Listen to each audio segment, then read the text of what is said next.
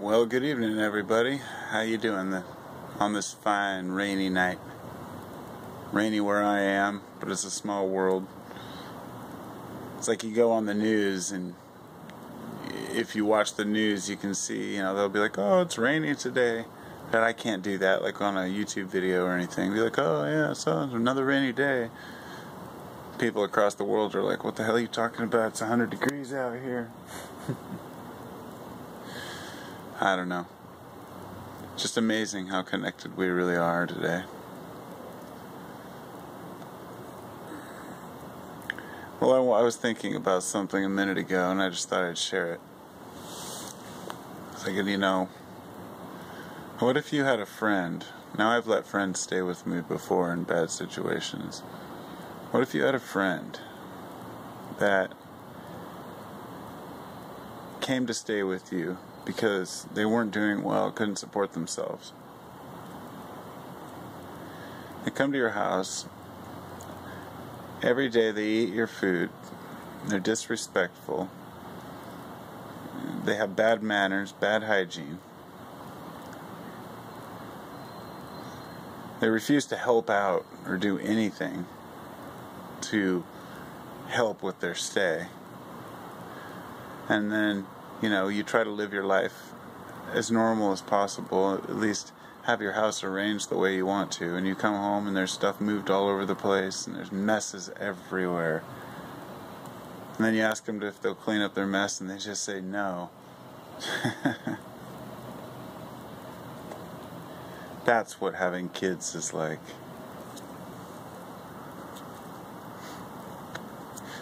That's exactly what having kids is like. Yeah, you make a choice to have a kid, but man, it can be rough sometimes. They'll just tread all over you. It's funny, with a housemate or a roommate, you'd be like, "Oh, you kick them out, of course." You can't do that with your kids. Even if they get older, it's like you want to do everything you can for your children, but when they're young, they can be a handful. They tend to do what they want, when they want, make as many messes as they possibly can. And they mean well. They're kids. They're just doing what kids do. I'm thinking back to when I was a kid, and I don't remember a whole lot about my, younger years before I was a teenager, but we remember these fleeting moments, the things that we were into, the things that we did to our parents, and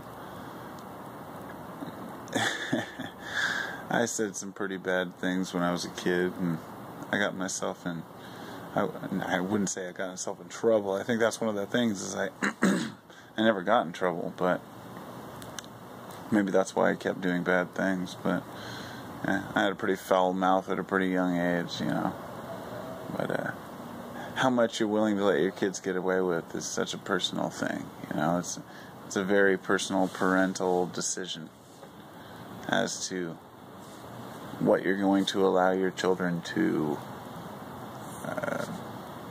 say, to not say, to think and not think. You want your children to be independent thinkers, but at the same time, you realize, hopefully as a parent, that they still have to fit in. And I know a lot of parents have the attitude that, fitting in today's society is not conducive to, a good life. And I agree with that in the sense that, going to school, getting a career, working 40-hour weeks, and never thinking about anything else, that's not a good way to live. But people still have to live. So a lot of people raise their children with this free-spirited attitude. They never learn responsibility. And responsibility is a very important thing to learn for a kid. And I know a lot of parents feel like they don't want to force that on their children, and they don't want to tell other people how to raise their kids. And, can you blame them? I don't read parenting books. I don't need other people's advice. But we still do follow, and we use obvious signs like, if you allow a kid to keep doing what they want, they're going to abuse that privilege. That's just how the world works. That's how kids' minds work. I think most kids mean well, and most kids, all kids probably mean well, at least to an extent, to a certain age, but then it gets to a point where, some kids don't get enough attention and they start acting out and doing things. If a child's acting out, you have to ask yourself why, and what are you doing as a parent? Is it just something that they have? It's funny because the saddest thing is that we just pawn off things like Ritalin on our kids. Say, well, they're hyperactive. What does that really mean? Does that mean we want them to relax in the house while we're trying to watch TV, while we're on the computer, while we're sewing or whatever we do? And, the kid's all hyper and going crazy. Well, sometimes it's a matter of going to the park, taking a trip, getting some exercise. And I know that because when my kids are hyper, they need to get some exercise. They need to do something. And in today's fast-paced lifestyle, as much as we're moving around, we're not moving around nearly enough doing activities. And the kids are, no exclusion to that. The kids aren't doing much, and they're eating stuff that makes them fat, and they're eating junk. And that's another thing, what do you let your kids eat? If you have children, for those who don't have kids, I've heard so many people without kids say, well, I would raise my kids on all organic diet, and I would never take my kid to fast food. And, you just roll your eyes at those people because the reality is, sure, you can do that if you live out in the country, but if you're a city person and you suppress your children from having things like, say, McDonald's, which I despise McDonald's. We've never gone there as a family, and I never want to, but he's asked, and it's because of the playground. And he sees it, and he says, oh, I want to go there. Grandma took me there once. I'm like, great. That's another thing. A huge thing. You can't stop grandmas and grandpas from spoiling the kids, and it's almost like they want to do what the kids, it's almost like they want to go against the parents' wishes because they know that that's what makes the kids happy. It's not to hurt the parents. It's because if they're not allowed to do something, then if they allow them to do it, it'll make them love their grandparents so much more. And then my mom wonders why every time she comes over, the first thing out of my kid's mouth is, what'd you bring for me? And she's like, I don't always bring stuff. But, if you bring stuff, then you're going to be expected to. And as a parent, if you're always allowing your kid to get away with everything, they're going to expect that, If you give in, that's one of the most difficult things, is caving in to a kid's desires. They don't want to eat this, they want to eat that, I don't force my kid to eat. I'm not the kind of person who, if he doesn't like a certain food, I don't just make it, I'll force him to eat a few bites if he has a meal that that we made, that he knew we were making, and he said he would eat it, and he doesn't, that's different. But if it's something he's had before and doesn't like, then I don't make it again, A child's palate is different than an adult's. So, anyway, kids are great, they're wonderful. They're, there's mine right there climbing around on the couch.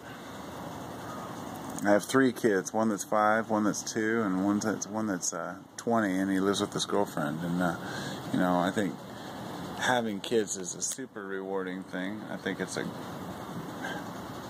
a wonderful thing, but a parent has to be realistic.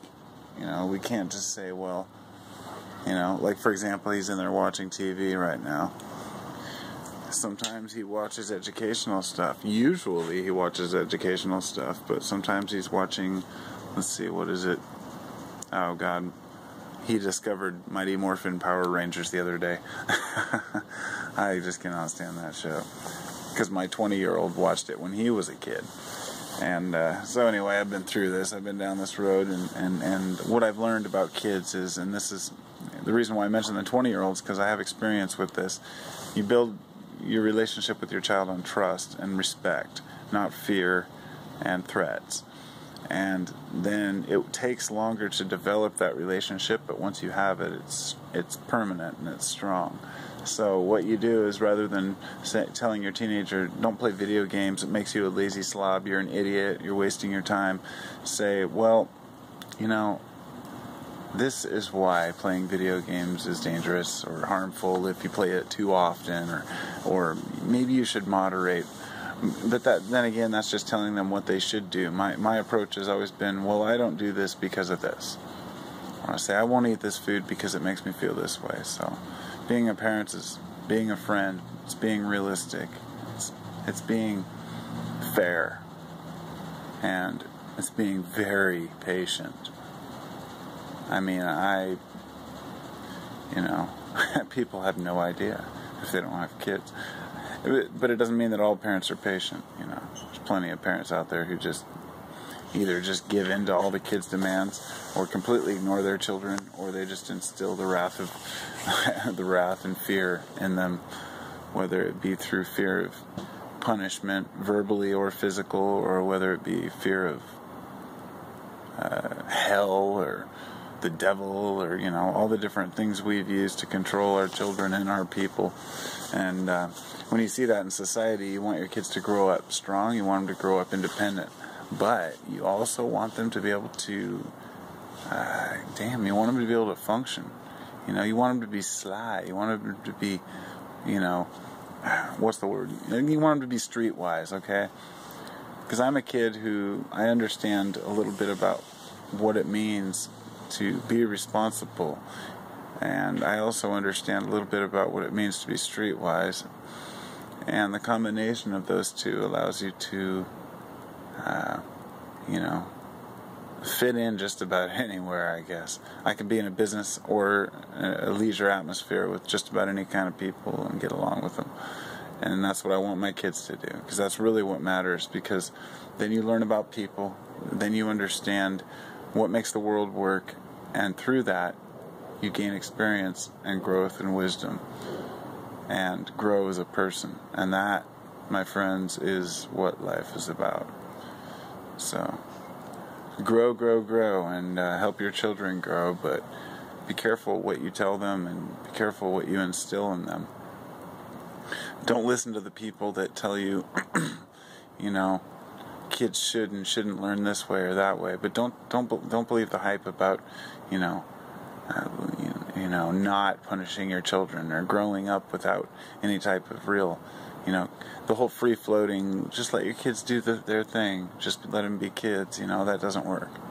Kids have to be put in their place, just like, I'm not going to compare them to dogs, but a dog respects you more if you punish them, because they know where you're coming from, and they understand their place, and they want to know that. Any dog owner knows that. A dog will tread all over you, but if you don't, it doesn't mean you beat them or punish them harshly. You just have to be firm. And with kids, it's the same way. And it's hard to be firm as a parent, Oh, look at this. He's digging into the cookie dough.